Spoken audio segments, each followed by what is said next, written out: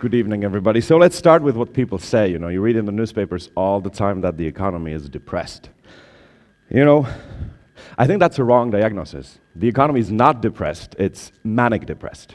And when you need to treat a manic depressive patient, it's a little different treatment than when you just treat a depressed patient, because to a depressed patient you give antidepressives. And it's good news when a depressed patient actually gets his energy and happy spirit back. It's not necessarily good news when a manic depressed patient gets his mood back. And this is exactly, I think, the problem with what we are facing. Now, okay, you also read a lot of times that, if Greek economy worked twice as much as you guys do, if you'd be twice as efficient, you wouldn't have a problem. All right, well, let's take the same kind of angle and let's take a look on Ireland. If Irish, especially bankers, work half the time they did, they wouldn't have a problem. And this really is the core of the whole issue. If you want to treat a manic depressive patient, you have to start with the manias. So, another thing that you read in the press all the time is that Greece is behind and, blah, blah, blah, sluggishly they're going bankrupt and we need to take care of it. Actually, it's again the other way around. Greece is ahead. You guys just ran bankrupt 20 years before everybody else.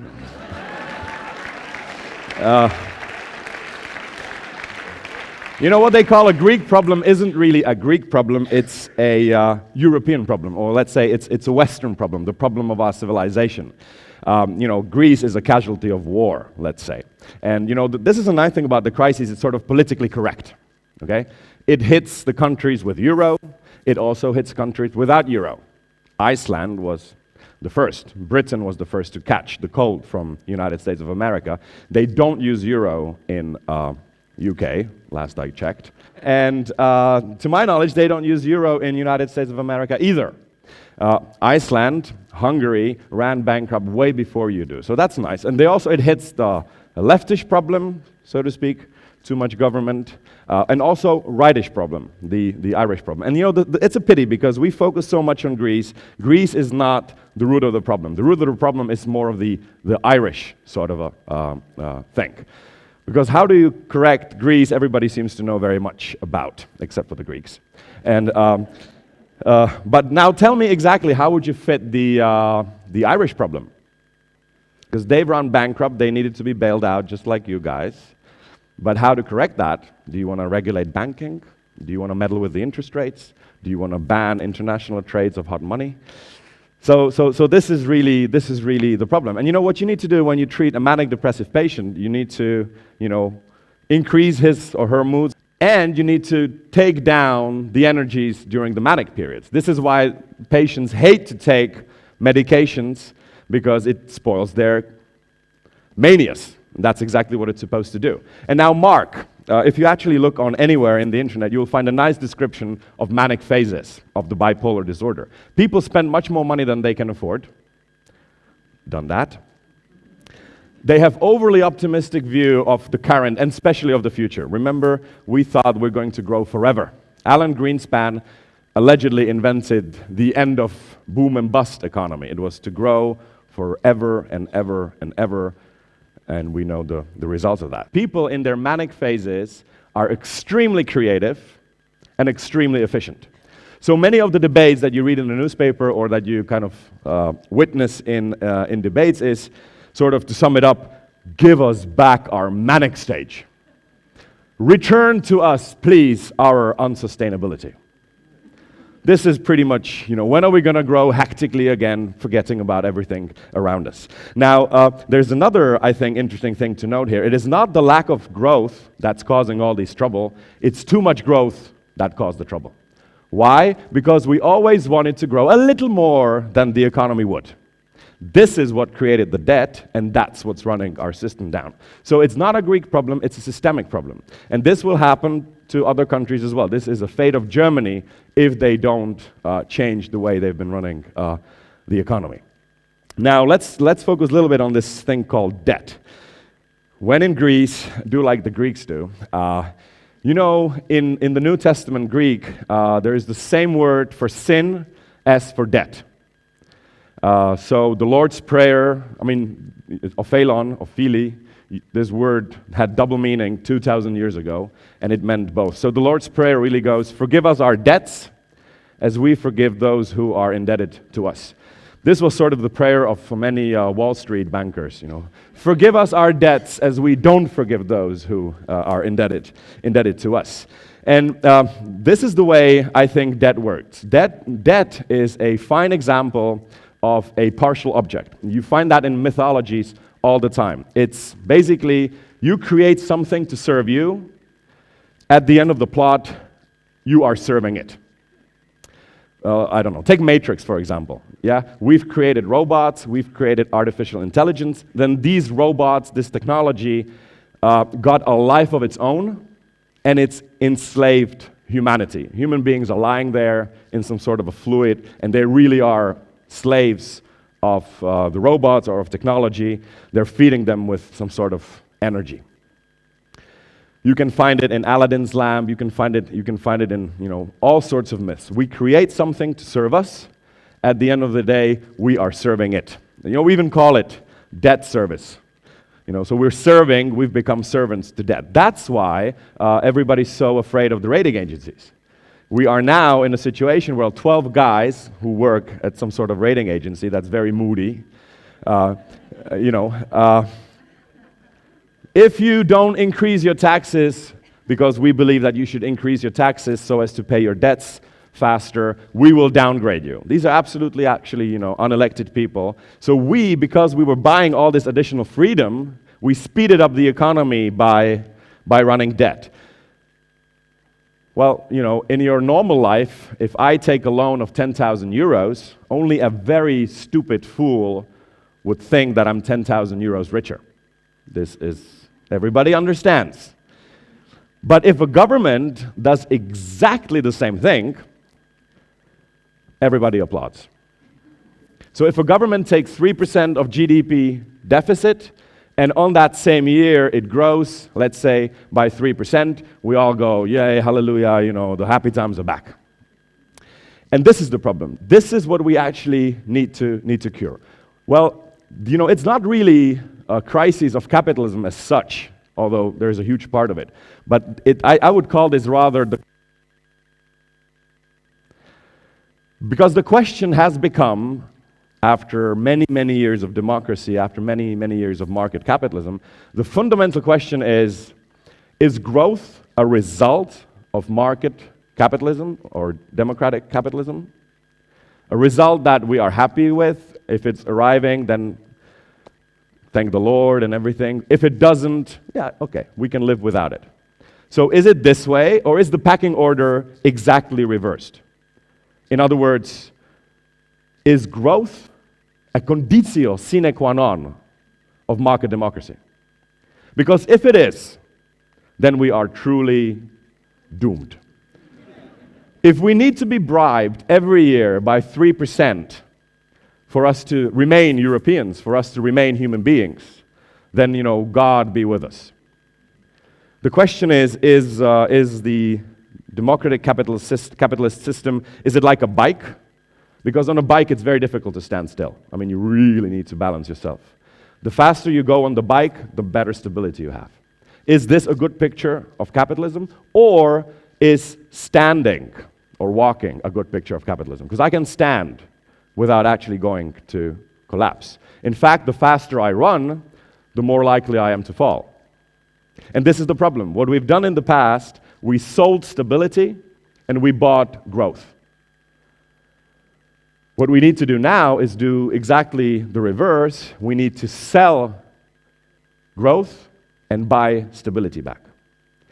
And even if we invent something tremendously genius and our natural rate of growth gets to 10%, the only reasonable thing a reasonable and responsible politician should do is to trim down that growth and use the money to pay back the tremendous amounts of debt that we've accumulated.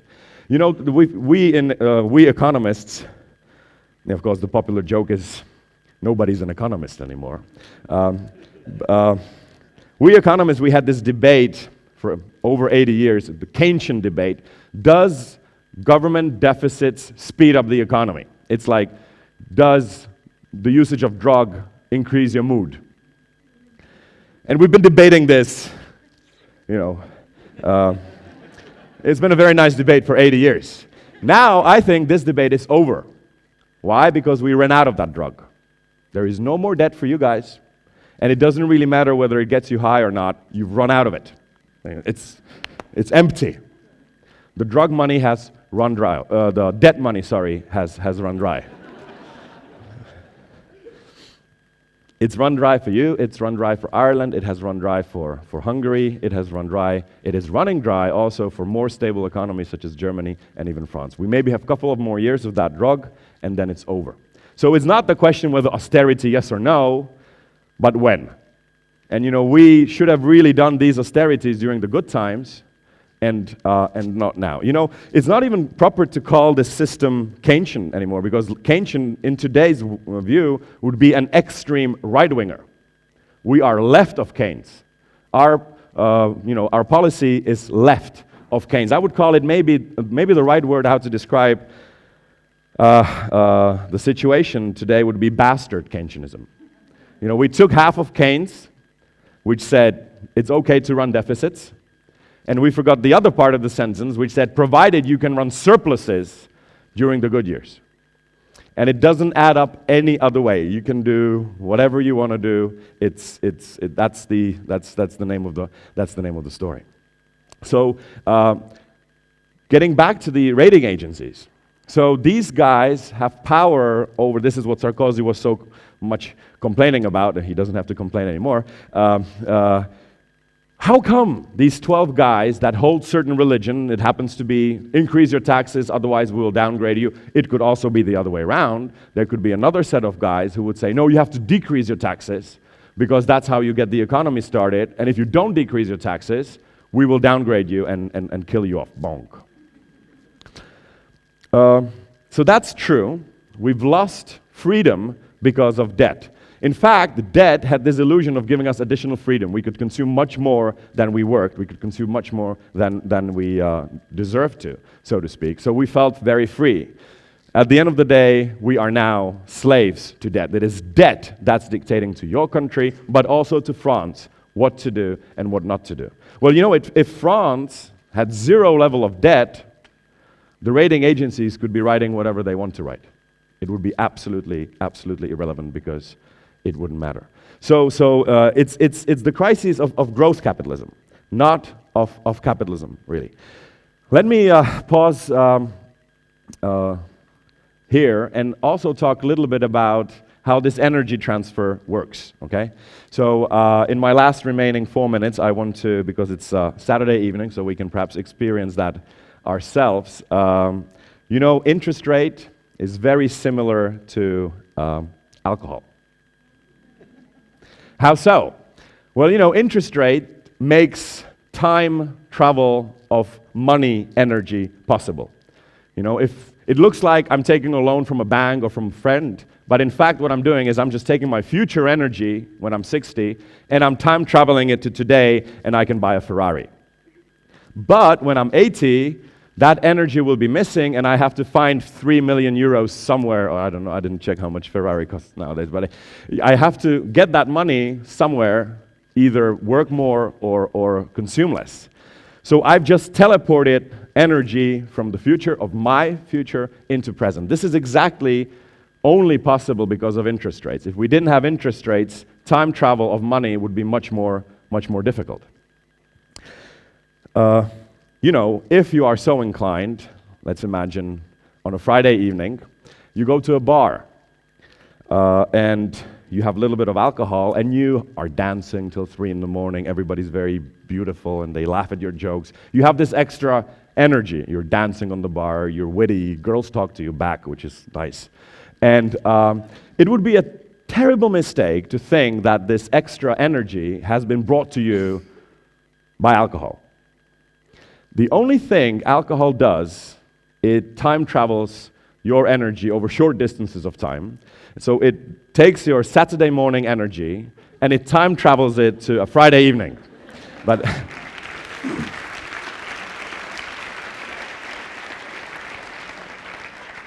but the energy of the weekend is constant.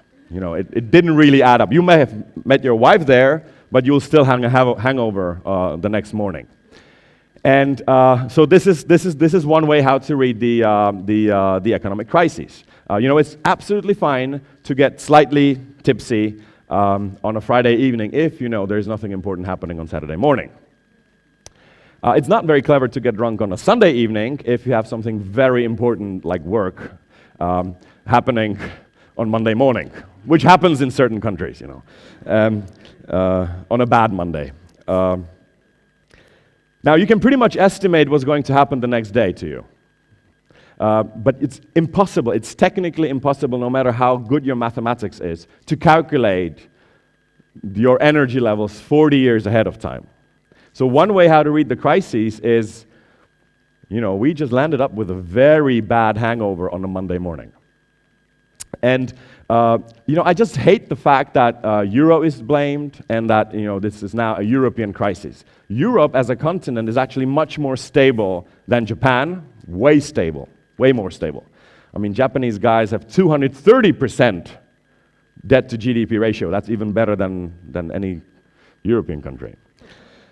And America is also more indebted than Europe is. What's the problem? Well, we have 27 independent fiscal units. If you slip up Japan into 27 fiscal units, you would end up half of them going bankrupt as well.